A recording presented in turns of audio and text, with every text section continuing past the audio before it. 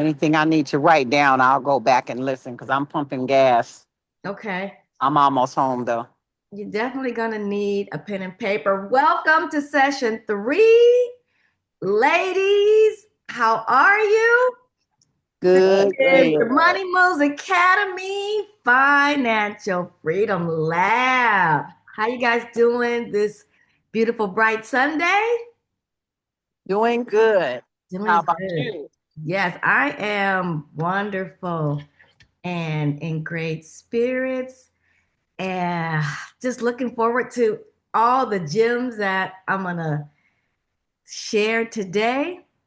And we're going to get started. So let me get to our presentation and then we're going to go in. We're going to go in.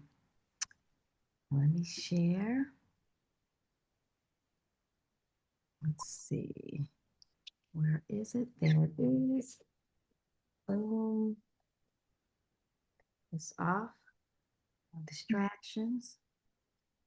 Okay. And this is what we're sharing. Uh-oh, where are we? It's here. Share. Okay. Can you see this here? Yeah, I can see it. Okay. Yes, I can as well.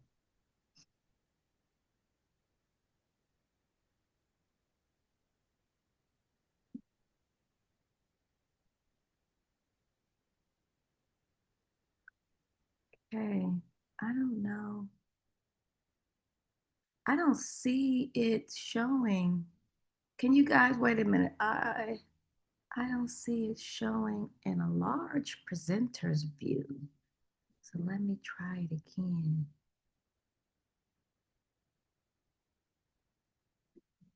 Okay.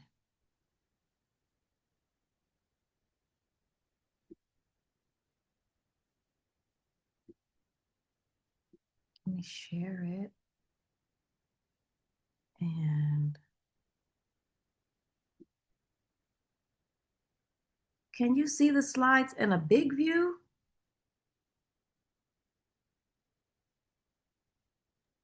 It's about the size it normally is. I But mean, to That's, me, it says that's Success Presents Money Moves Academy. yeah, the and it's the previews. it's the full screen. I'm trying to make sure you guys don't see like this white box over here on the side. Yeah, we see the white box. Yeah, okay, um let me fix that because I don't want it to do like that. Let's do escape.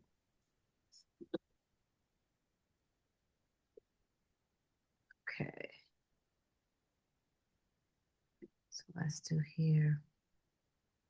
Okay. This is how I want it to appear. The Here, full screen. All right. Let's get it. So we are here in our Money Moves Academy Financial Freedom Lab. This is session 3. Let's go. Welcome, welcome. Today we are talking about building credit and building freedom. Because without building that credit, we really don't have the freedom that we want. We want to strengthen our personal credit score for lasting financial stability. Y'all with me today? Yes. Yes. All right. nice. Let's get it. And okay. So this is me, Dana Mack. I am a mindset coach, educator, consultant, and wellness practitioner. I'm also an author working on my second children's book. And I'm dedicated to your financial literacy and general wealth growth. I advocate for that in a real way. I want you guys to know that today, although I am here sharing this information, I am not a financial advisor. This information is for educational purpose only. Google is your friend, okay? So consult a professional if you feel the need to, but I just need to throw that out there because we will be putting this out there for others to um, see and view. And those could possibly be individuals who are not my close friends or relatives or friends that I've grown up with, but we want them to know. Do your due diligence, okay? Let's go. So, part of my health and wellness foundation is the 8 dimensions of wellness. And our wellness is just not about our, physical.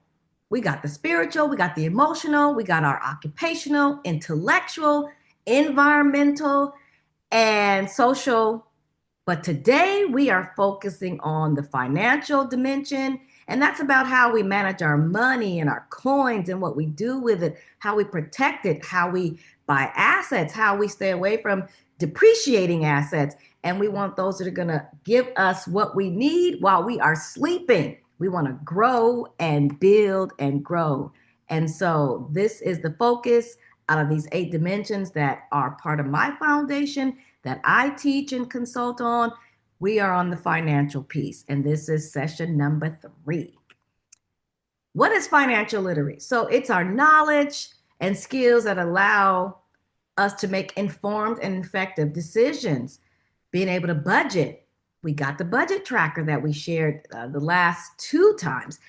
Saving and investing and building wealth for both short and long-term goals, our debt management, and all debt is not bad, right? You want to be able to borrow, but you want to be able to borrow so that you can buy assets, not just debt because we're out there spending our money freely and carelessly and not having some put away in investments or using it to buy businesses and things that are going to bring us more money. Okay. Banking basics, how our checking accounts work. We all were in our meeting last week about getting our high yield savings account. Some of us pulled the trigger, some of us are still doing research, and that is okay as long as you know what it is that you are putting your money into, getting that information. But the goal is to execute to make sure that you do make that happen. Financial planning, we got to prepare for emergencies, our retirement, and big life events. And this is why we want to have our money working for us when we sleep, okay? And then we want to understand risk management and insurance and investments and being diversified.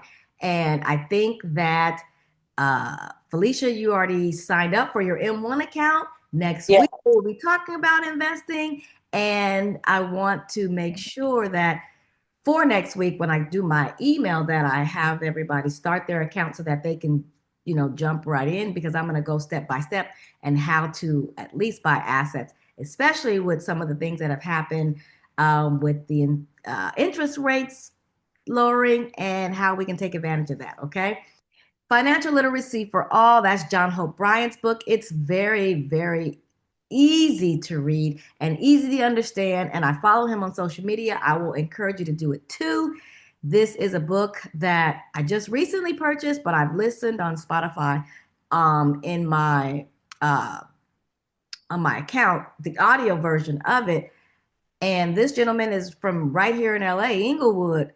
He's worked for the Obama administration as well, with a lot of great ideas that we can do right away to help get that financial literacy. And as he states, it's for all. This is my money tree in the back that sits in my house that has nothing but financial books on it. And I'll be doing a video on that to add to my YouTube. But every book on there has a purpose and it's helping us to get to our goals. And I want to encourage you, as I give different books that we can read to help build on the information that you're receiving, that you do that, okay? Credit is power when you understand it. So in this session, we'll dive into the world of personal credit, what it is, why it matters, how it impacts your financial future, the roles it plays, how we can get to some better credit, how we want to build that credit, get the score that we're looking for, and take that into our business credit. So everything is going to be impending on how we make this part of our credit rock, because we can't get to the business credit unless we have this personal credit. Okay, y'all with me so far? Yes. Okay, let's get into it. We want to always be clear of where our mindset is. And even if we are at a point where we are still building or figuring out how to get our finances straight, it's the mindset that is going to allow more money to come. Even if you don't think that you're in a place where you can make more money, it starts with the mindset. opening that up to have a paradigm shift of how we think about money and how it can just flow to us. I suggested a book the other day called The Game of Life and How to Play It. If you listen to that book, it's going to help you start to think differently of just about what we think about and the situations that we put ourselves in and how we view even the most difficult and challenging situations can help us to be in alignment with allowing abundance to flow to us, okay? So does credit really matter? Heck yeah, it matters, okay? It impacts everything. It's the cost of money because depending on your credit, you're either going to pay more for something or you're going to pay less for it. It's access to opportunities, it's community stability and health and longevity, and that main goal, generational wealth and how we build that. And it's not just for us because, you know, one day we won't be here. 100 years from now, what do we want to leave as a legacy for the lineage that we are building for our family? What do we want to leave behind? Okay, so that starts with a generational wealth, but we got to do something today to start to think in that vein so that every little thing we do is focused on what are we leaving behind. Why good credit is key. So here is John Hope Bryant, and we're going to listen to some things that he has to say, his brief idea of what is necessary and why it's necessary and why it matters, okay? These are all inaccurate. There's nothing he said that I wouldn't have said if I was having a family-oriented conversation. There's nothing that I said that he wouldn't say if he was having an economic-oriented conversation. And we didn't compare notes. It's just common sense. And I think the intersection of what you're talking about is beautiful. Yeah. And that's why. So I mentioned two things earlier that didn't involve the government that you could do on your own. One was credit score. If you haven't checked your credit, there's an error in your credit report. I guarantee you. If the law states well, we can get that off your credit report. By the way, that's 40-point pop in your credit score. If you have something in your credit score and you don't know what it is, the 3 credit bureaus, which are just credit repositories, the law states if this is civil rights. Thank you for doing this. The law states civil rights legislation. If you cannot confirm that that's mine, Mr. Credit Bureau, you must remove it within 30 days. That is the law. Thank you, Reverend Jackson. Now, 90% of the time, if you write them a letter, because we do it all the time, they can't confirm it's yours. 30-point pop in your credit score. 30. Your credit score from 580 to mid-650s, most of the time without much drama within 3 to 6 months. We're just not checking it. We're afraid of it. We're like, well, if I don't check it, I guess it'll, won't get it. No, it's bad. It's just going to stay bad. So don't wait for it to attack you. Attack it. Because you can address that. You can solve that on your own. And you get your credit score to 680, your chest's going to be out, your shoulder's going to be up. People are making prime offers for capital to you. Because right now, versus a bank in 1930 that was racist, it was a family-owned bank, they didn't want to lend to black people. But now, I own Wells Fargo. I own all these stocks. We all own it. They want to make profits because if they don't, you're not Netflix, you're Blockbuster. Oh. That's good. Nobody wants to be JCPenney. Nobody wants to be Sears. Nobody wants to be Blockbusters. These capitalists want to figure out how to keep this party going. This is ironic, but the first time in history, you cannot have a successful country unless black people are successful too. Come on now. So that is key. We are the consumers that are making this country move. And we have to learn how to redirect our funds so that we are building wealth, not just for the people that we are purchasing from, but for ourselves. Okay? Can I get an amen?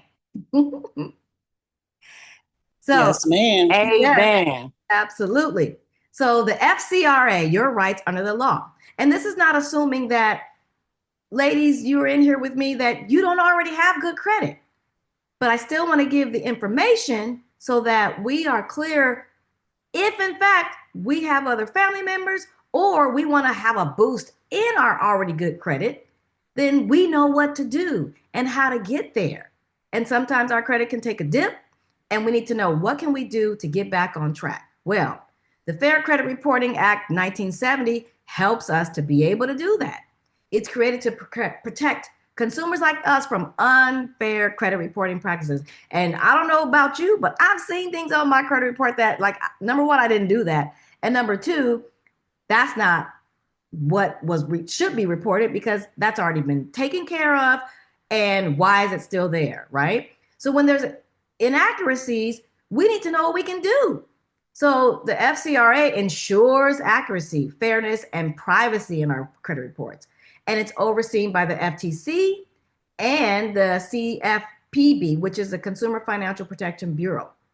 And it holds those three bureaus accountable, Equifax, Experian, and TransUnion, because if not, they'll just run rampant, and that's not what we need. We want to know that we have some respite when it comes to us disputing things that are inaccurate, okay?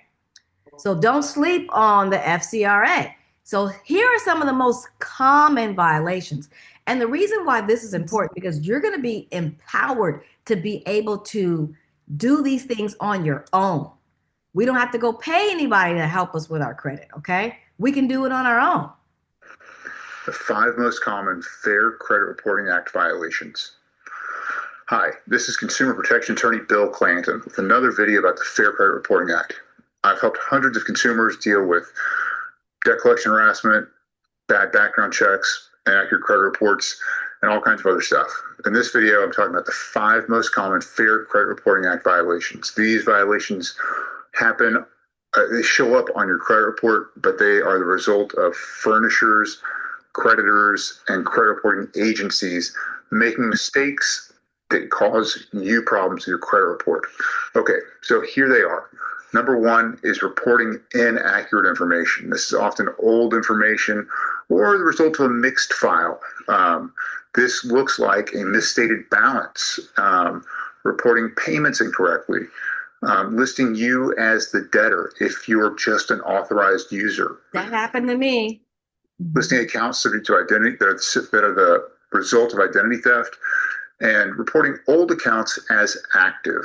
Okay, number 2, failing to follow dispute procedures. Now, the Fair Credit Reporting Act has a set of procedures that the credit reporting agencies are required to follow and the furnishers of information are required to follow. Two separate portions of the statute give the duties of the credit reporting agencies and the furnishers.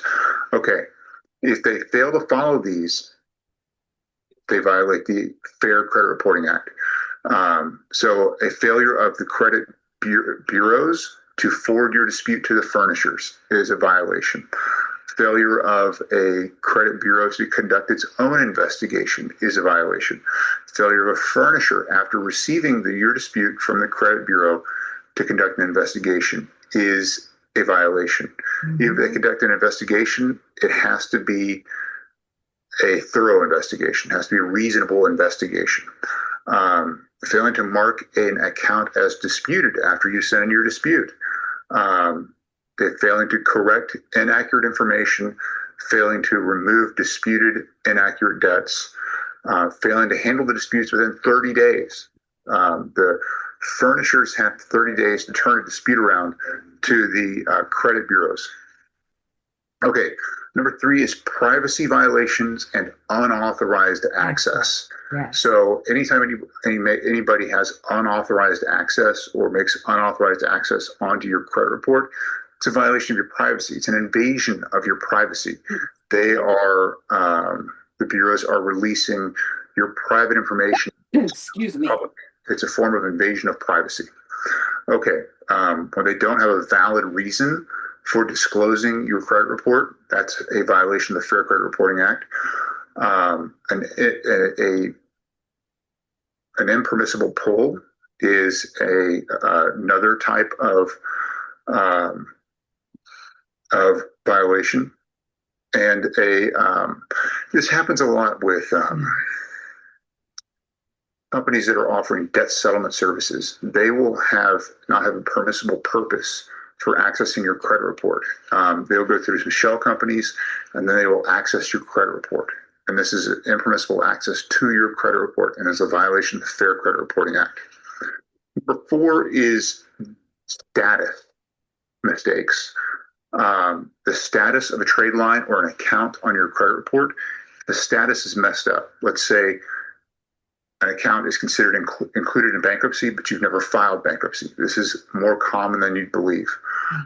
Or if you have filed bankruptcy and an account is not marked as in bankruptcy, post-bankruptcy credit reporting is often erroneous. If you filed bankruptcy, it's important to keep a close eye on your credit report. Okay, and the 5th most common is failing to give you the required notices when you get your credit report.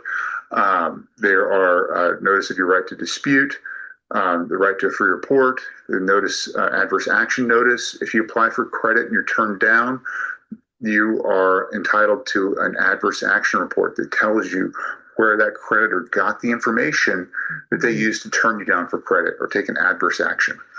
All right, guys, that's the most common Fair Credit Reporting Act violations. If you have,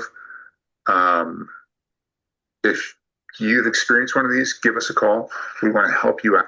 So everything that he said, if you're paying attention to your credit report, these are immediate ways that if you write your letter using the FCRA verbiage and footage, you can see bumps in your credit report almost immediately after you have disputed what is on that report. Old addresses that you don't even live there anymore. It's where you grew up. You haven't been there since in your 20s. Remove those from your report. You will see an immediate boost in your score. Anything that is inaccurate, you need to be contested.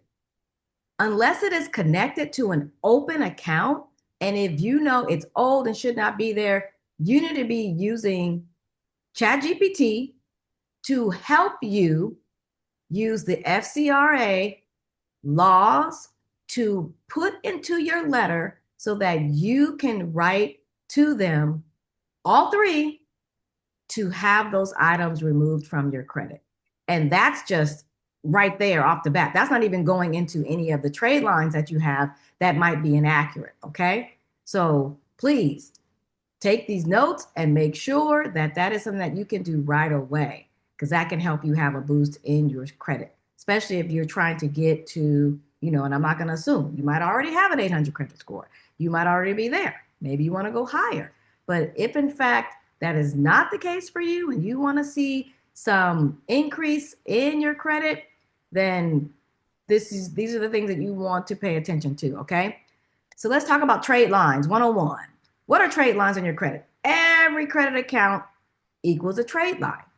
There are 2 types: revolving credit cards, your MasterCard, your Visa, your American Express, or installment loans. It could be your mortgage, it could be your car loan, it could be just a personal loan that you took out. So what it shows is your payment history, balances, and the account age. Positive trade lines, of course, are going to up your score. Negative trade lines are going to lower your score. I remember I became an authorized user on one of my gentleman friends, his card, and when he was not paying and had some issues, they started putting that onto my account. That is not how it's supposed to happen. If you're an authorized user, that is for the person who opened the line of credit, not for you. Although trade lines are what you want to get to boost your credit from someone who is following, the good credit process and paying their bills on time. But when it's a negative report, that shouldn't go onto your credit, okay? So the question is, what story is your credit report telling about you? So is your credit saying something good about you, or is it saying there are some things that we need to work on, okay? So did you know that you can buy good credit? And similar to what I was just saying, you can become an authorized user on someone's credit card who already has long history, good payment history, and already that they have good credit. So that's an authorized user, and that's a trade line, okay? So let's get some information on that. And I do recommend outside agencies that do this, as well as people that you might know. They use these trade lines to even make money for themselves, okay? So let's get into it.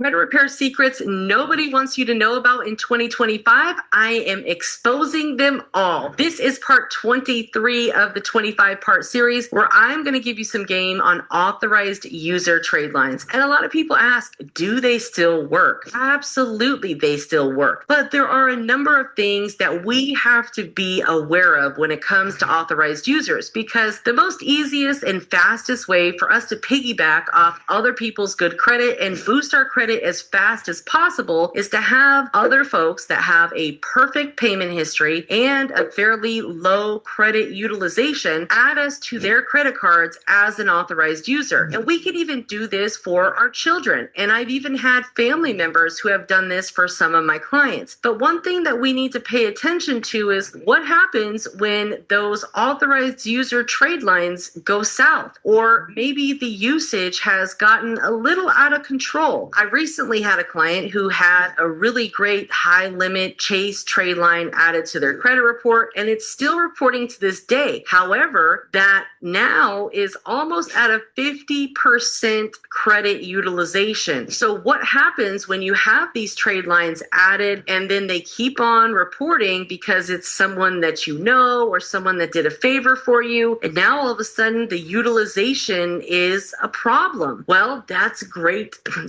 We have to really kind of take this bull by the horns, because we do not want to inherit anybody else's debt onto our credit. So in this case, what we would want to do is dispute the account to get it off of our credit, or contact the account holder and ask them to kindly remove us from the credit report. Now, the great thing about buying trade lines from, say, like a professional company is we have total control over that, and we guarantee that all of our trade lines are going to be less than a 15% credit utilization, and we guarantee that all of our cards are going to have 100% payment history. If not, we will remove it and we will replace it with the next best option. Now, the only time that I've ever had this issue was when someone took their credit utilization to like 17%. And, even though it's pretty close to 15, the customer wasn't happy about it. So we removed that account. In return, it actually took the whole account off of that person's credit. And then we replaced it with a similar trade line. But here's the takeaway from this part. Make sure that you're monitoring your authorized user accounts that are still reporting on your credit, because you don't want to inherit other people's debt. And this is one of the biggest reasons why you would need to remove an authorized user, is if the credit utilization got a little bit too high and the card holder doesn't have any plans to reduce it anytime soon. Now, I always am a huge advocate of trade lines. So if you are looking to add trade lines to your credit profile, book a call. I've got a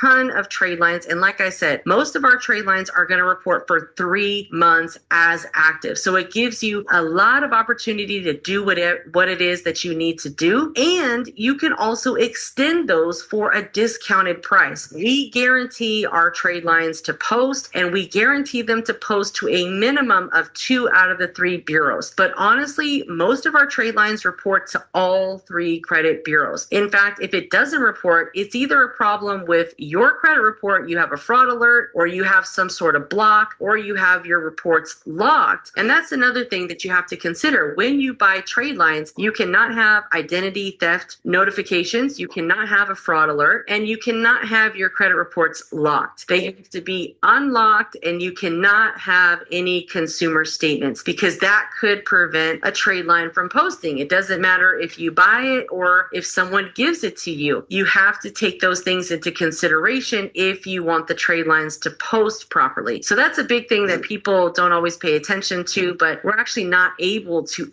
add a trade line to someone's credit profile until those consumer statements are removed, the fraud alerts are removed, and the credit reports are unlocked. I've left a link below if you want to check out our trade line inventory. Again, guys, my name is Credit Coach Nicole Scott. Make sure you watch all 25 videos in this playlist, because guess what? I give you guys some major game. Most importantly, take action. I'll see you next time. So we just talked about 2 ways currently that you can boost your score. Number 1, just by going into your report and looking for inaccuracies. It could be your name is spelled wrong. It could be old addresses. It could be something on there that is not even your account. Those simple things right there, by removing those, will boost your credit. Boost your credit. Authorized users. You can use family or friends who have good credit history. They put you on their card as an authorized user. You're going to inherit all of that good history. Or you can pay, there are companies that are trade line companies that you pay them, and the same thing.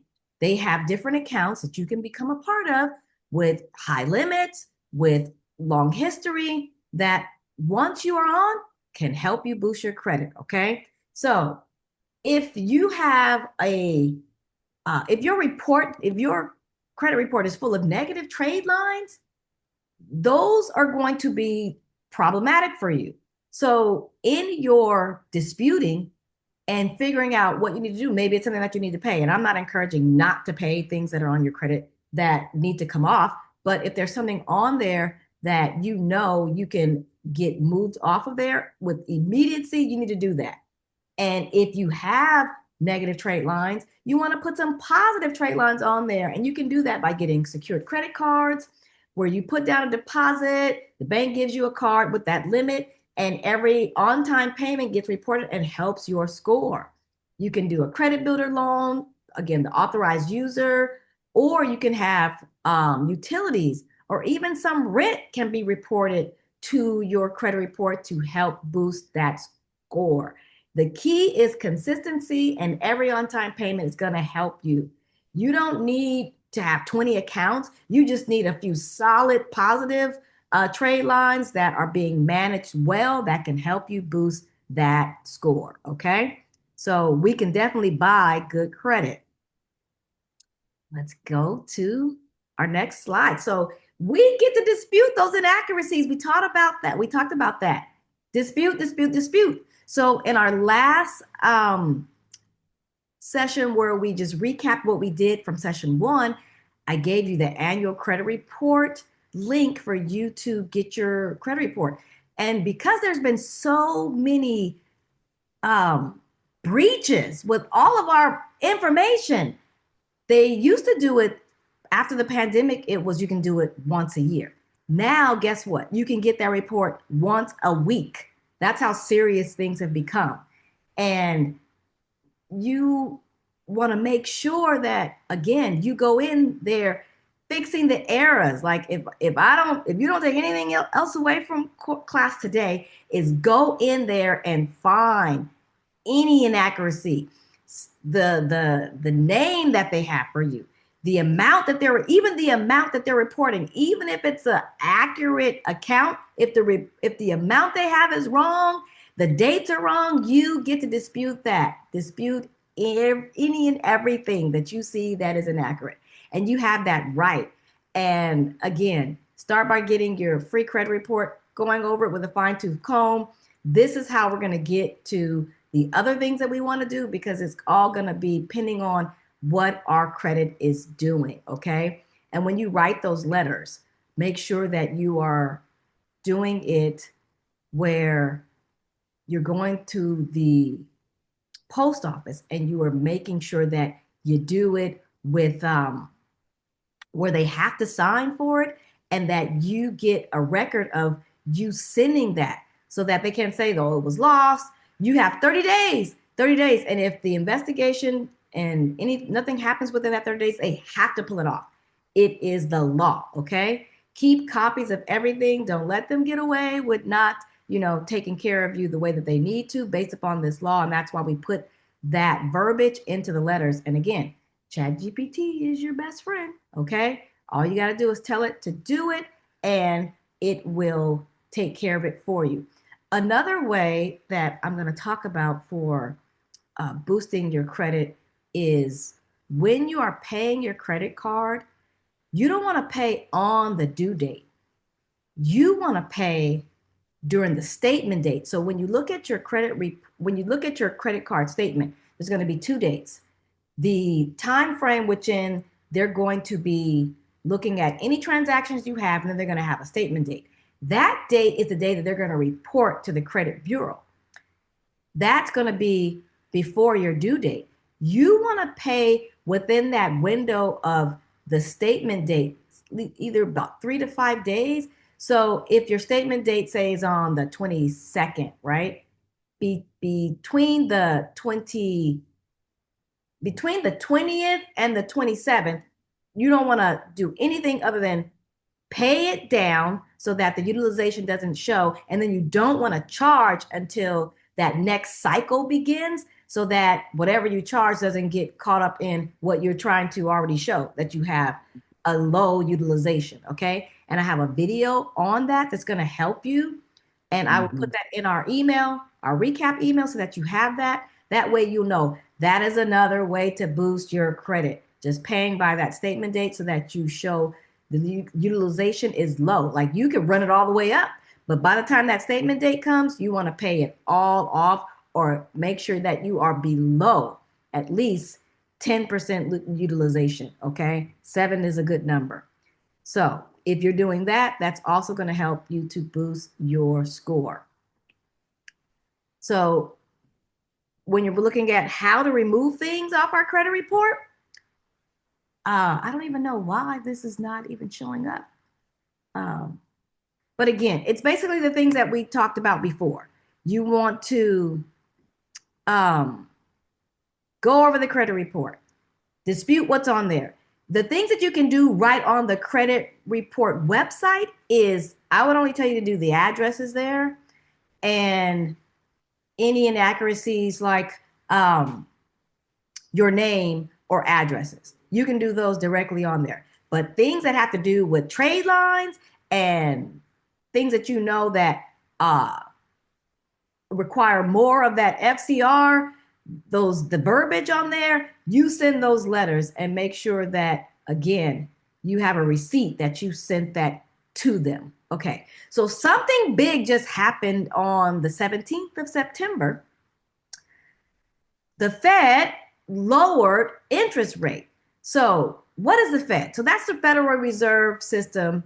It's the central bank of the United States, and they have a committee, the FOMC, or the Federal Open Market Committee, and they monitor how well the economy is doing. And when they see that there are dips in our spending or employment, their job is to go in and change interest rates, okay? So in 1913, the Federal Reserve Act is when the Federal Reserve took the responsibility for setting what we call the monetary policy. And they have a job that entails 3 different things, okay? And one of those things is for them to make sure that the economy stays bustling, right? And they want to promote like employment and stable prices and interest rates so that the economy continues to boom, even when it's tanking, okay? So that is their job to do that. And it also is to protect us as consumers, okay? So what does that mean for us? And why did they cut rates? So when we're learning about our finances, we sometimes, these are things like, oh, this is not the sexy part. I don't really want to know about this. But it's important for us to know, because the more we know, the more we'll be able to make these moves that are going to benefit us, okay? Not knowing is not something that we want to hang our hat on. Even if it's just a little bit of information just enough so you can be dangerous, you need to have this information, okay? So why do they cut the rates? What do they do? Speculation about whether the Fed will cut interest rates can generate a lot of headlines, but it's not always clear how a rate cut might affect investors. So let's discuss how lowered interest rates can stimulate the economy and impact financial markets. Also, let's take a look at which types of investments have historically performed the best in low interest rate environments. The goal of the Federal Reserve, or the Fed, is to keep the U.S. economy healthy in two ways: maximizing employment and stabilizing inflation. One of the ways the Fed does this is by decreasing or increasing interest rates. Historically, as the economy has shown signs of weakness, the Fed has responded by cutting interest rates. Here's how it works. A committee within the Fed, called the Federal Open Market Committee, meets 8 times a year to look at the health of the economy. If there are signs of a weak economy, like rising unemployment and stagnating job growth, the Fed may decide to lower interest rates, specifically the federal funds rate. Generally, when the federal funds rate gets lower, banks lower their interest rates on loans. These lower loan rates can help stimulate economic growth in a couple of ways. First, they can make it cheaper for people and businesses to borrow money for big purchases or new ventures. Secondly, banks also typically lower rates on CDs and savings accounts, which makes it less profitable to keep money in bank accounts. Instead of saving, individuals and businesses may want to invest or spend that money.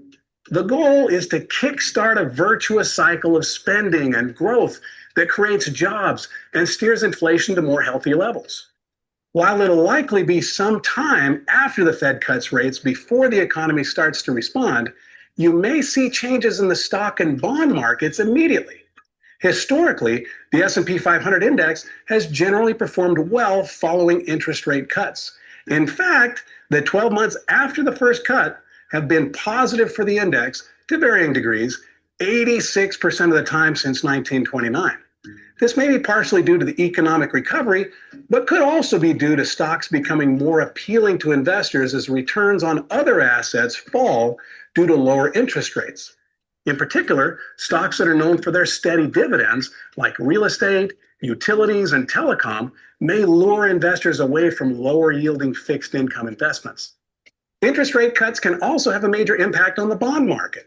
This is because if interest rates are going to be lower, older bonds with higher interest rates become more valuable. For investors who already own bonds, interest rate cuts can potentially allow them to sell their bonds for a higher price on the secondary market. Here you can see the overall performance of international and U.S. stocks, commodities, REITs, bonds, and gold from 1976 through 2023. During low interest rate environments, REITs and U.S. stocks have historically outperformed other asset classes. While stock markets often initially welcome rate cuts, if the cuts are accompanied by prolonged economic weakness, the cuts can lose some of their market-moving muscle. In short, low rates don't guarantee a bull market for stocks. If economic weakness continues or tips into recession, the stock market could suffer. Defensive stock sectors like consumer staples may be better poised to weather economic slowdowns. People will always need food. But remember, the point of cutting interest rates is to nudge the economy in the opposite direction. Though cuts may be the result of a negative economic outlook, forward-thinking investors may want to anticipate how interest rate cuts may help spur long-term economic growth.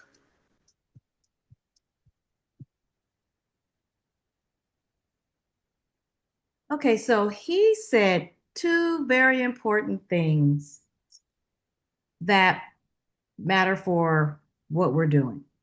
He said since 1929, when this has happened, stocks have generally gone up. He also spoke about REITs. So if you remember in our first class, I showed you a video on Ashley Fox, and we talked about REITs. And that is a way to get into real estate through stocks with just a little bit of money. So next week, when we're talking about stocks and opening up a brokerage account and an M1 account, one of my pies in there, and I know I already shared this pie with Felicia, has the REITs in it. So we know that the interest rates have gone down. Now, we talked about in our first class the opening up high yield savings account. Those percentages are going to go down. How much? I don't know. You have to look at if you've already started yours. And if you haven't, you'll get the new amount of the APY based upon what has just happened. So we'll see changes in the housing market. We'll see changes in the stocks. We'll see changes in the kickback that we get from our high yield savings account. So next week, when we open those M1 account, as you see what he said, over this next 12 months, you would want to have REITs.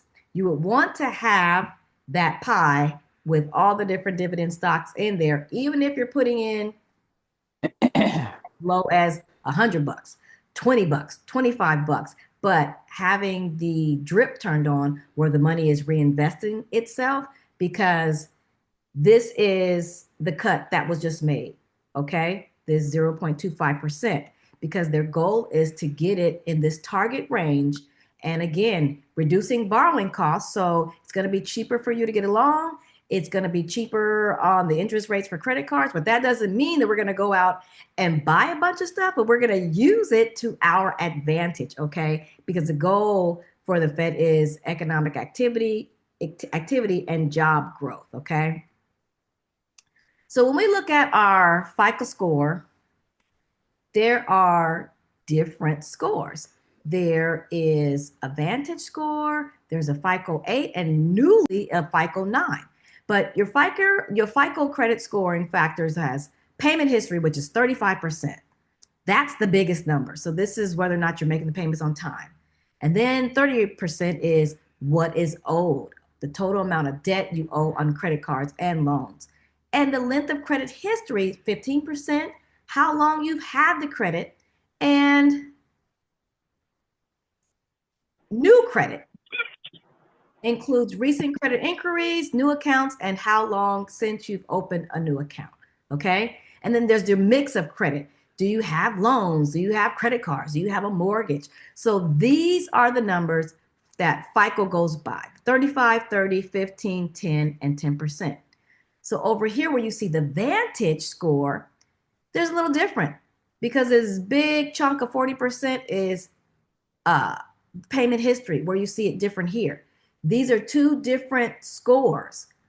Different companies, different businesses, when they're looking at your credit, use different different ones of these. It could be the Vantage or it could be the FICO, but the one that we all know is the FICO 8, okay? The Vantage was made by the 3 credit bureaus, and they have the similar range like FICO from 300 to 850, and free credit apps like Credit Karma usually have, this there. This is where they get their information from about you. It's good for you to see it from this angle as well as the other angle as well. The FICO Score 8 is most common for lenders. That's what they're checking, like banks and credit card companies. And again, that ranges from 300 to 850. And it weighs credit card usage more heavily. And if you max out your cards, and this can drop your score. The FICO Score 9 is a newer version, but not all vendors are using it yet. And it can have like medical debt, and that usually counts less. And medical bills, they don't hurt as much. And it's your rental history and utility payments. And they can also help your score, okay? If you have good history with that, or making it a point to pay on time. So I got receipts. So I don't talk about nothing that I ain't done and nothing I ain't doing, okay? So this is July 28th of 2020. This is my credit score here. It's an 831. In the middle, this is something recent, where you can see this date here is 6/19/2015. My score is at an 850. Over here, this was July this year, July 14th, right? So you can see it went from here, and this is the FICO Score 9, right? This is the FICO Score 9, so this is the newer version. And I believe over here to the right, this was probably the FICO Score 8, I believe. And so just within, say, June to July, here's two different ones, but they're very close. But I've been building for a long time to get to this number, all right? So I want to make sure that when I'm sharing information with you, I'm not giving you information and things that I have not done. I'm not going to share with you anything that I have not done. And if I do, I'm going to tell you that so that we are doing it together, okay? So again, when we're looking at the FICO and the VantageScore, this is just a visual depiction of those differences and how it looks in comparison with each other. So again, your credit score is made up of the four main pieces. Knowing how they're weighted is going to help you. Your payment history, credit utilization, all of those things are going to be considered for that score, okay? Mm-hmm. And again, another visual, depending on how you learn.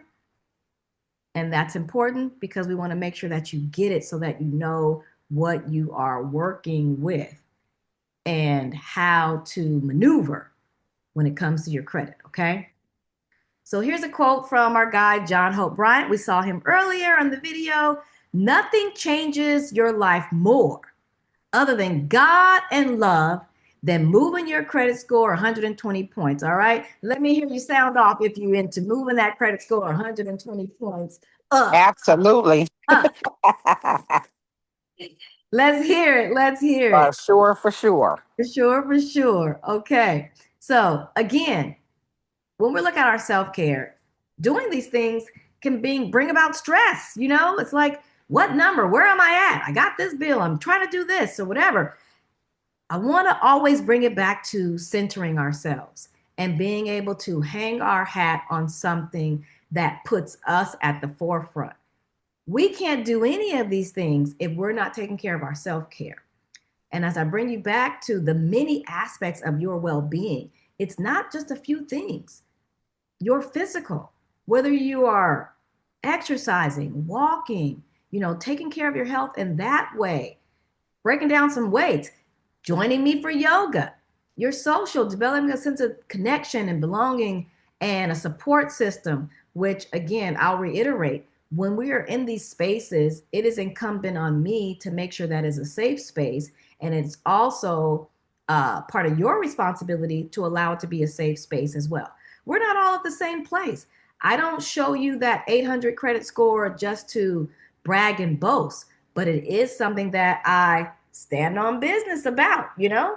I wear the t-shirt for a reason, but it took me some time to get there. It was a lot of hard work. I had years where, you know, I tanked and, you know, had a 500 and didn't know what to do. I'll be honest with you. Where I got my information and how I learned these things is because I used YouTube University and I used Instagram and I followed people who were doing the things that I wanted to do. I joined Facebook groups and I made it a point to ask questions. I paid people to give me information that I knew what they were doing. And that's how I was able to get to where I am.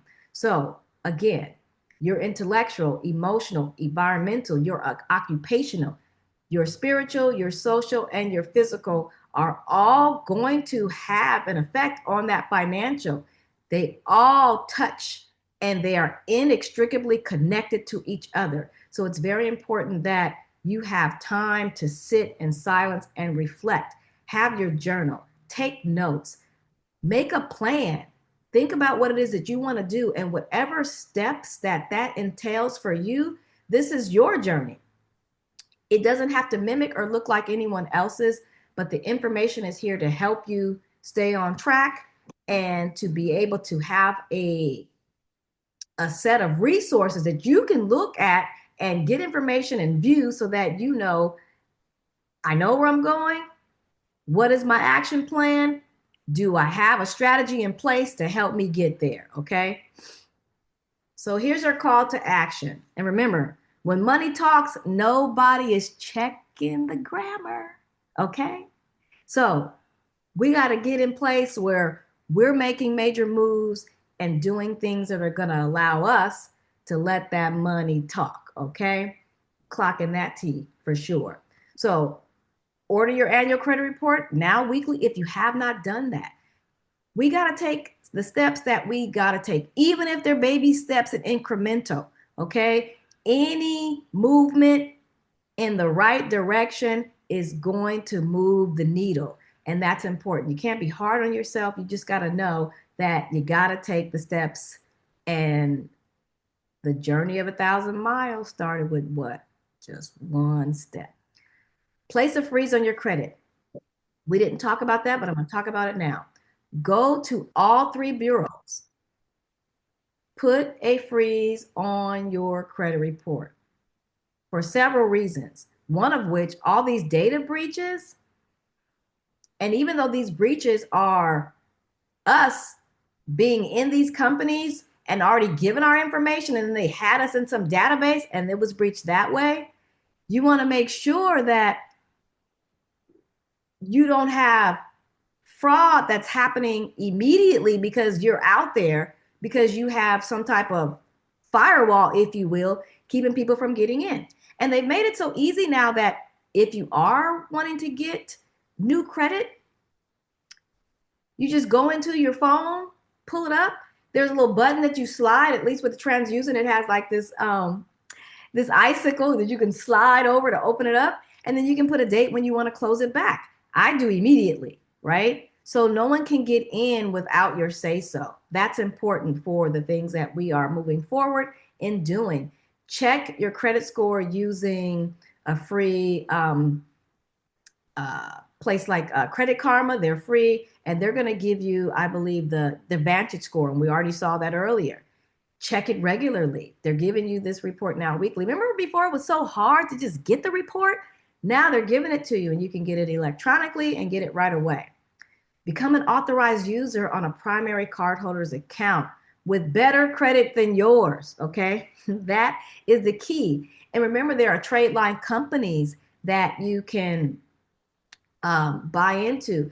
I've even done it with those who have been in my credit classes that pay me to go on my accounts. I have accounts that are 20 years old, 25 years old, and I already showed you my score because I wanted you to see I have the receipts that I really have done this and built it to that number, okay? Sometimes it'll dip, but depends on what you do after that dip to get it back up. And I'm not talking a dip because sometimes your credit will fluctuate even though you're doing all of the things. Sometimes it has to catch up to that good behavior that you're doing to reflect it. Because I remember at one point I was at an 817, but I knew that I was doing the things with my statement date, paying cards off on time.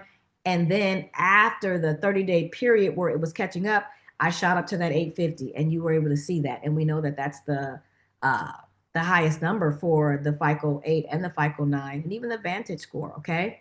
Pay your bills on time before the due date and focus on that statement date. I'm going to send you a video for that. My goal is to create an Instagram group because I have a lot of additional information in a saved collection just for personal credit that I would like to share with you.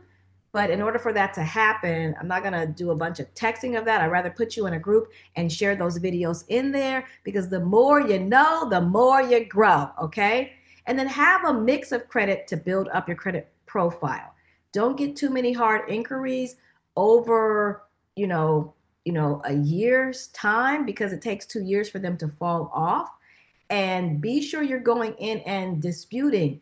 They got a letter wrong in your name. They got 2 N's. They had 2 N's in one of, they had my name DANNA for something. I don't know. I'm disputing it. You got to come off. And just those simple things aren't even the big things with the writing the letters that you're going to see a definite change in your score. It's going to go up. Okay. And at this point in time, do I have any questions from anybody? And anything that you want to say right now that I may have already stated and you want a little bit more clarity on, come off of mute and let me know what you got.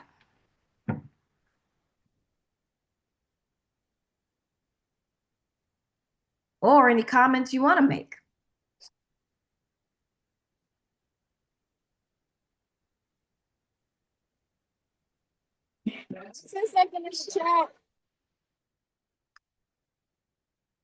Wait, I heard somebody. What'd you say? Oh, someone had put something in the chat. Okay. So let me see what's in the chat. Let's go. Okay, this is some great intel. Thank you, BK. Is the recording going to be sent to us? I missed the whole class. I will be emailing it and putting it on the YouTube. Yep. Thank you, sister, for joining. This was some great intel. Yes, everything will be available to you. And I will make sure, even the week before that, I didn't have that one in there as well. Okay. So. And then the first class, I don't think I was even a part of it yet, the group. So that'll be there too as well. Yeah, the first class I sent in an email. I sent in an email and then I will resend them so that you guys have that. Okay. One thing that I'm gonna I'll finish off with. There is a play that I can teach you to do that requires you to have your credit already set up on these accounts to freeze it. So I won't move forward with it because I don't know who has it, but I'll do a special class of this play. If you want to get the Apple Card, let me hear your voice. Put something in the chat. Let me go to the chat if you would like to have the Apple Card. Yes. I was. Everything. Somebody say, Yes. yes, ma'am. Absolutely, honey. Yeah. I will I'm teach actually with a client. I'm sorry, Mac. So I'm just listening, but Yes. good job. No worries. Yes. So I will teach you a play where you can go and get that Apple Card for and you won't get a hard inquiry. But the two caveats to that is that you have to already have your freezes set up on all three bureaus, right? I think it's only a TransUnion pool, but you need to make sure that your credit is already at a 650 if you want to do this play. So you won't get a hard inquiry, but you will get yourself an Apple Card, okay? So if you are wanting to do that, do the things that I just put on here first. Make sure you are at a 650. And if not, do those first things that I told you with checking the report for your name being inaccurate, any addresses that you do not live there, remove them, and you're going to see an increase, and that could get you there. And again, I'm not assuming that you're not because I'm not asking you to tell me your credit score, but I'm just giving you what the caveat is in order for us to make that happen. All right. So if you want to do that, play, and then I'm going to also send the videos for how you pay by the statement date so that everything is paid off and that you can see a boost because when they go to report, it's showing that you had something, now it's gone. And that's going to help boost your credit, okay? And so with that said, these are our new books that I am promoting from the Money Tree in the prosperity corner in my house. So we're going to read our way to wealth. The things that I'm saying here, I want you to continue to get information. These are the top books that if we're looking at any wealth builders, any millionaires, anybody who has done something that we can follow, more often than not, these are the books that they're reading. I gave books last time in the email. Think and Grow Rich. If you can go get this one immediately, I want you to do that. I bought on Amazon a black bound version, although I already have this one that you're looking at. I have this version. And I just recently brought an updated, and it's black brown, like a leather bound looking. And so I wanted it to be on the Money Tree that I told you guys that I have. Rich as fuck, Vivian too. Follow her on Instagram. She's funny. She's a girl that was on Wall Street, and she helps you with simple things you can do. She talks directly with the colloquial language that we use and makes it easier for us to digest. Follow her. You won't be follow her. that, okay? And someone said they already follow her? Yes. Snaps for that. And The Psychology of Money, another one of the top finance books or books about money that you need to get. And I talked last time about how do you get these books for free?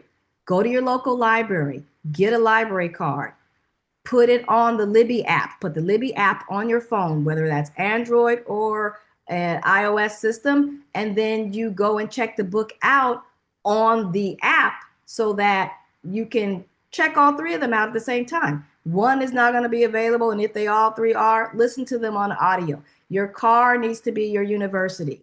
We are going into places and spaces where it felt uncomfortable. We're going to be using this vocabulary. We're going to be understanding all of these things so that we know what we are doing. It is okay for us to now step out and be a part of this financial world in a way that we have never done before. That is the charge, okay?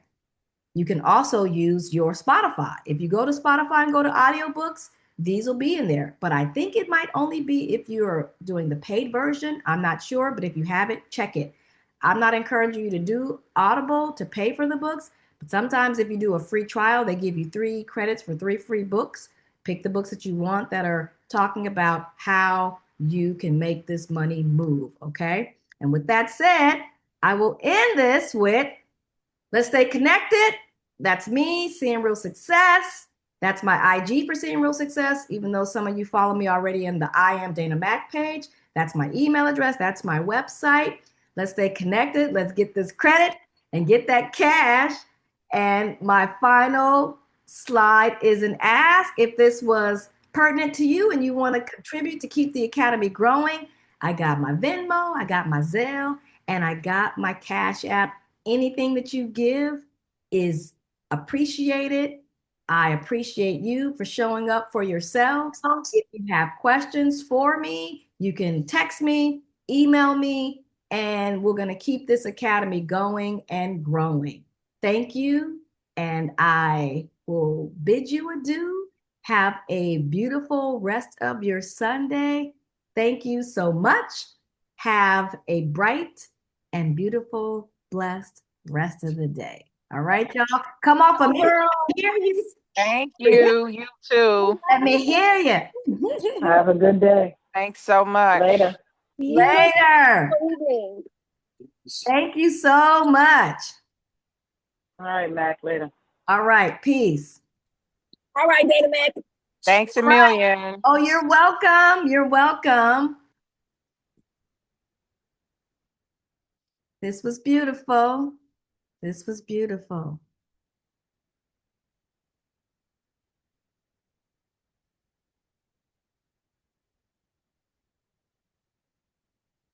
Money Moves Academy, let's get it. Continuing to stand on business. Let's go.